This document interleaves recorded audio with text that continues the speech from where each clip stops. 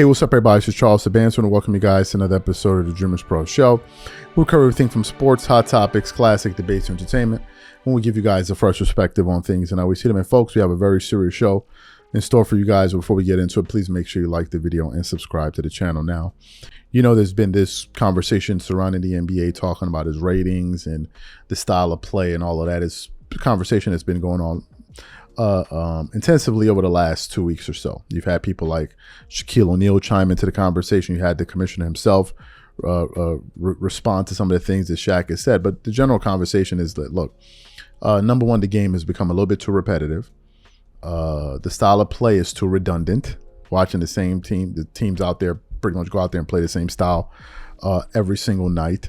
You have that. I think BJ Armstrong came out there and made some comments where he said today's NBA players play like robots. They just search for they just look to shoot threes and search for fouls all game long. You have that as well.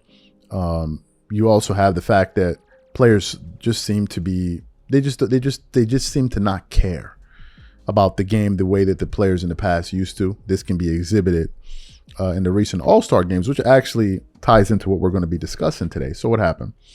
Recently, Stephen A. Smith went on ESPN First Take and made some very strong comments about the current state of affairs with the NBA.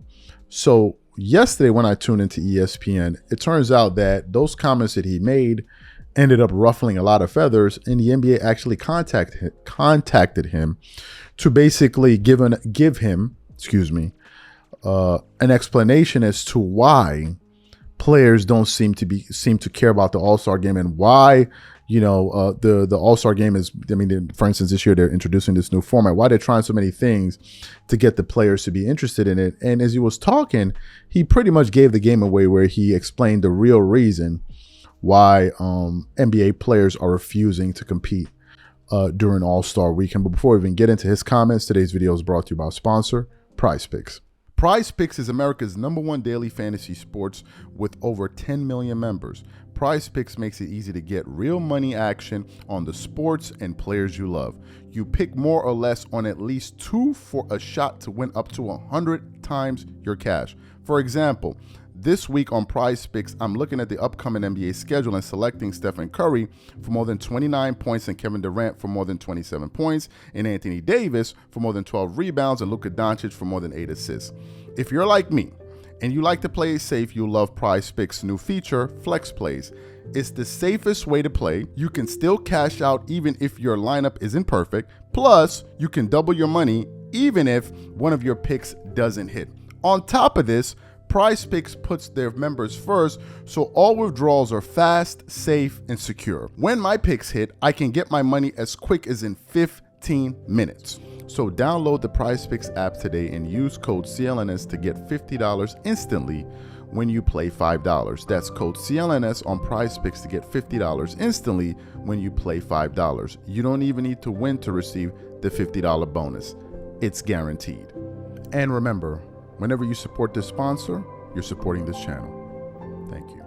So what we'd like to do now is play exactly what Stephen A. Smith had to say here. Then we're going to come back and react to his comments. Take a listen to that there. Players, agents called yesterday after watching First Take to remind me of the inordinate amount of corporate partners, Doggy, that the NBA has, and how they feel like, the NBA players, particularly the agents, were articulating this message that the NBA players, or their NBA office, rather, the league, was catering to their corporate sponsors at the expense of the players.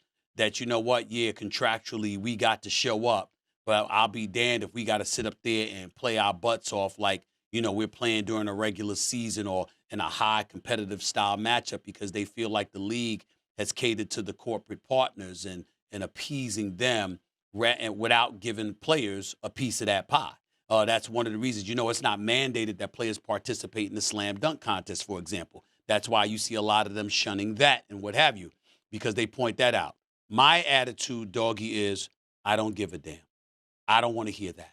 First of all, when you consider the money that you're getting paid salary-wise, it's exorbitant. When you consider the games missed during the regular season due to load management or anything else, but the check still comes in guaranteed and on time, I don't want to hear that. But this is the biggest reason I feel this way.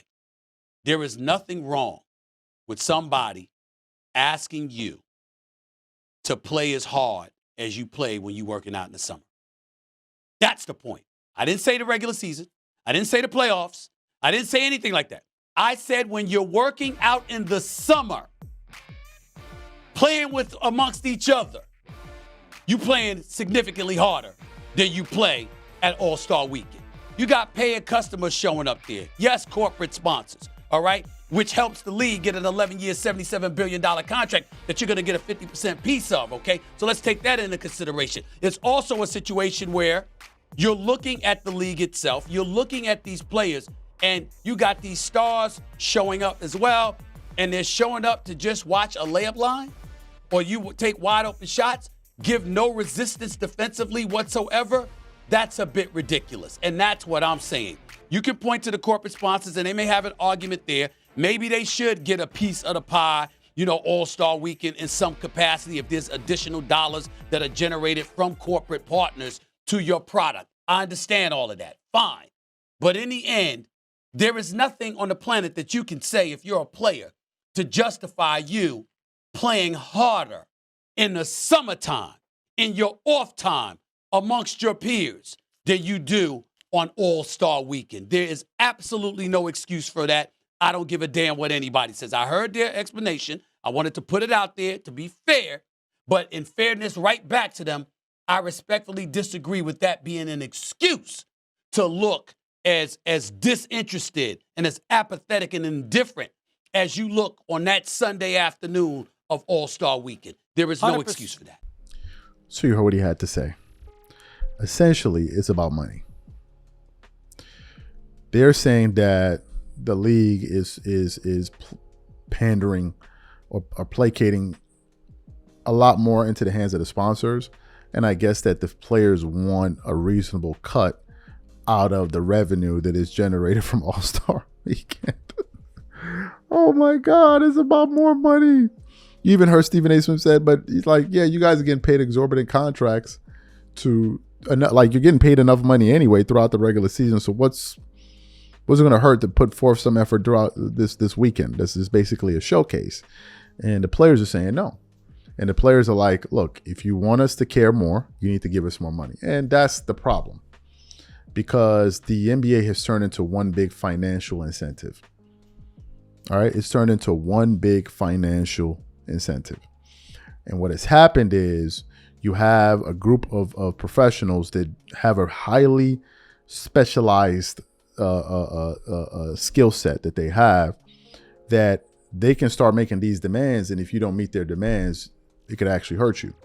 It's not like as if you have a company, for example, where you have an incentive-based payroll structure where you may pay them a base salary and then say, hey, look, if you want a little bit more, you work a little bit harder, we can give you like a bonus, so to speak, right?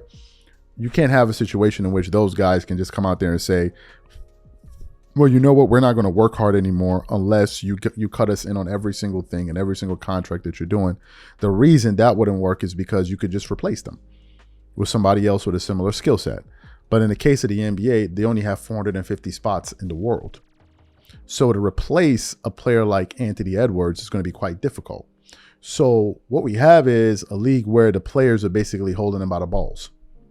And they're like, look, if you want us to play hard and put forth an effort, you're going to have to pay us at every single level. And if there's going to be a bunch of cash being made on the All-Star Weekend, we want to be a part of it. We want a part of it. It's the same thing with the NBA Cup. You think if there wasn't a financial incentive, those guys wouldn't be doing it? Didn't you see how what LeBron was saying last year? And he's like, man, I want to win that 500 grand. I'm trying to win that 500 grand. LeBron James is a billionaire, but he still wanted to win that $500,000. That was also an incentive. You may think, oh, but they have enough money. So like, no. There's never enough money. So what this all boils down to is the fact that they want to make that moolah. If you want me to be fine, if you wanted me to be interested in your project, you got to pay me. Forget about the tradition of the game. Forget about whether or not even the All-Star game gets deleted. Who cares? You're going to have to pay me. Folks, this is where we are with the NBA today. I have no further comments. Catch you on the next show. Peace.